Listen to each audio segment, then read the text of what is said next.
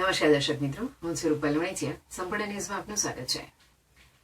બનાસકાંઠા જિલ્લામાં દારૂબંધીના કડક અમલ માટે પાંથાવાડા પોલીસે મોટી કાર્યવાહી કરી છે. છેલ્લા 24 કલાકમાં પોલીસે ગુંદરી ચેકપોસ્ટ અને ખીમન ગામમાંથી કુલ ₹1.29 કરોડથી વધુનો વિદેશી દારૂ અને બિયરનો જથ્થો ઝડપી પાડ્યો છે. આ કાર્યવાહી રેન્જ આઈજીપી ચિરાગ કુરડિયા અને એસપી પ્રશાંત સુંબેની સૂચના બાદ કરવામાં આવી હતી.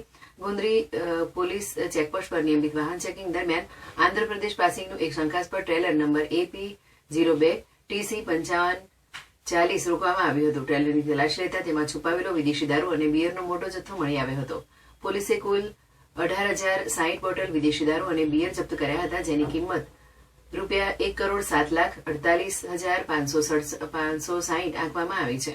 આ ઘટનામાં વાહન સહિત કુલ ₹1,26,59,560 નો મુદ્દામાલ જપ્ત કરી કાયદેસરની કાર્યવાહી હાથ ધરવામાં આવી છે. આંતરરાજ્ય દારૂ તસ્કરીના આ મોટા નેટવર્ક પર પોલીસે પ્રહાર કર્યો છે.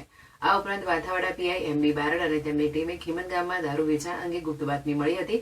બાતમીના આધારે પોલીસે હરકનભાઈ લક્ષ્મણભાઈ રબારીના ઘરે દરોડો પાડ્યો હતો. ઘરની બાજુમાં આવેલા ઢાળિયામાં ઘાસના પોળા નીચે છુપાવેલી 173 બોટલ વિદેશી દારૂ મળી આવ્યો હતો.